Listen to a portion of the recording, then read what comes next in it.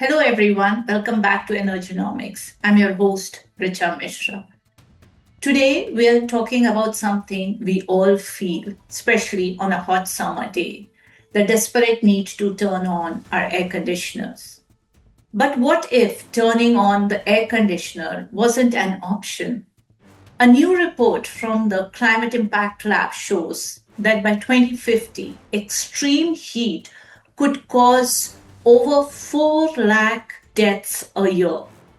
The heartbreaking reality is that while wealthy countries will just buy more air conditioners, the poorest nations are trapped without the power grids or money to cool down.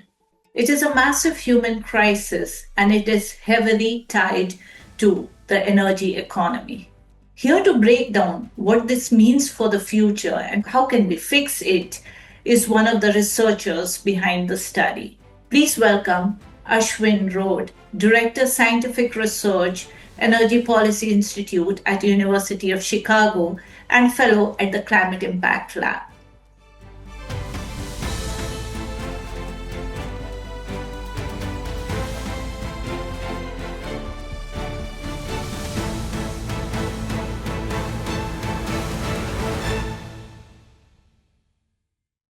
Welcome, Ashwin.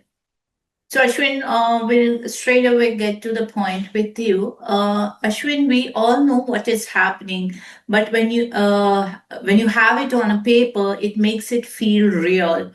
So, my first question that comes to you immediately is that how much would the projected annual death toll increase over the next 25 years if the models factored in urban heat island effect caused by air conditioning alongside volatile economic shifts in developing countries? Yes, those are two very important questions, distinct questions you posed. So I'll start with the first one on the urban heat island effects generated by the heat from the AC exhausts, right? So this is a very kind of it's a feedback effect. So people are using ACs to cool themselves from the heat, but those ACs are themselves generating a localized warming. And our study does not explicitly account for this feedback, so we cannot quantify the additional effects. So the projections in our study should be viewed as a lower bound, and things could get much worse with these kind of feedbacks. There's a need to really study the science of that in different settings. So India has very dense urban areas. So these kind of feedbacks could be especially acute in denser urban areas. And it's something we should study both the science of as well as the human impacts of that feedback. And it's possible that those who are cooling with ACs I mean, that's creating this heat island, but it's also affecting people who are not having access to that AC. So we need to consider the human impacts as well as just the physical science of how that feedback works. And yeah, just in general, studying this phenomenon in dense urban areas is a great need right now. Yeah, so that's really another kind of feedback which our model does not explicitly account for. So essentially, there is now an emerging body of work that climate has impacts on economic output and economic growth. So as the climate warms, studies have shown that these hotter temperatures can reduce the level of economic output, and some studies have also shown that it can put countries on a lower growth trajectory over a longer horizon.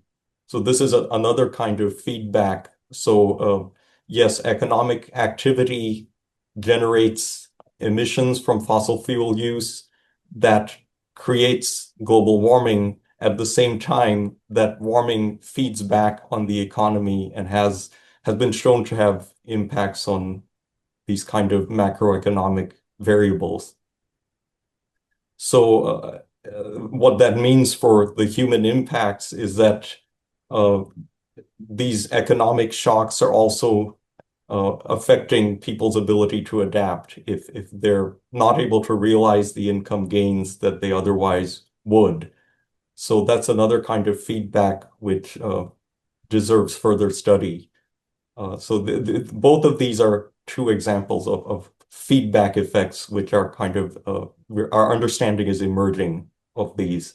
And then the specific point about volatility, yes, climate may also be increasing the volatility year to year, and that will also have these macroeconomic repercussions.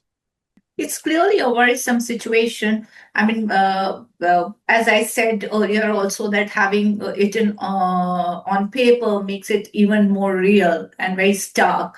So I come to a very important question, which most of us here in India want to understand is that what specific grid vulnerability did you identify in India that could trigger mass blackouts during peak cooling demand by 2050? Was there any outlook on that? So, yeah, this is a study of the energy impacts of in terms of increasing demand. It does not actually look at the engineering of the grid. However, there is a lot of work emerging now showing that climate affects energy systems, energy markets in many ways. So for instance, these are various points that relate to grid vulnerability under a warming climate. So water is needed to cool generators. So that's going to become more difficult under a warming climate. Then hydropower, certain places rely on hydropower, and the flow regime of rivers is going to be affected by climate change. Then higher temperatures also reduce transmission capacity, and they lower the efficiency of fossil fuel generators.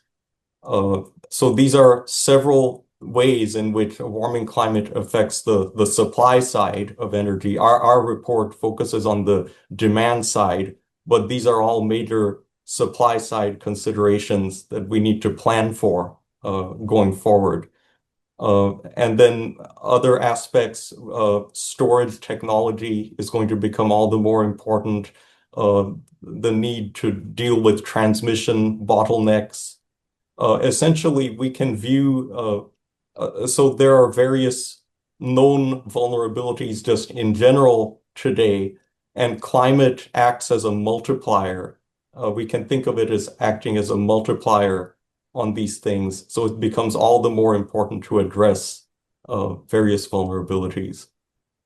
In your study, you have pointed at 18 countries. You have gone and you have assessed. What I actually wanted to understand from you is how can middle income nations upgrade their electricity markets quickly enough to keep power both inexpensive and reliable? Like, for example, for a country like us, we're very price sensitive, cost sensitive nation. So it becomes all the more important how to make it inexpensive and reliable. Yes, those are the two key words. We want both reliable and inexpensive. I mean, we don't want to burden the lowest income sections of society, right? Electricity access is really critical to unlocking economic growth.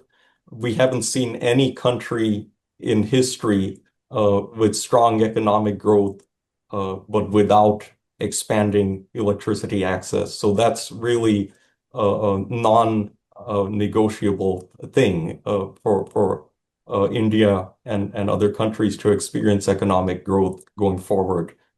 At the same time, uh, the lack of reliable electricity is hampering this growth. And there's some work by my colleagues uh, that has basically investigated a kind of vicious cycle that's going on. So electricity is widely regarded as a fundamental right. This has been articulated by politicians and in other places. And there has been a delinking of electricity usage from payment. And this generates a cycle where there is, besides subsidies, there's extensive theft and non-payment. And then distribution companies lose money with each unit of electricity sold. And then they're losing money overall as well. And as a result, they ration supply to limit their losses, and they restrict access and hours of access. And supply is no longer governed by the market, and that further reduces customers' incentives to pay. This is a pattern seen in many countries around the world. And we want to, as you said, we want reliable electricity that's also affordable. So some of the reforms that have been suggested have been to reduce these subsidies that break the link between electricity usage and payment, yet also provide direct support to the poorest consumers. So we want to make sure that the subsidies go to the people that need them the most, that the support goes to people that are most vulnerable, that need that support the most, rather than just being delinked from a person's income.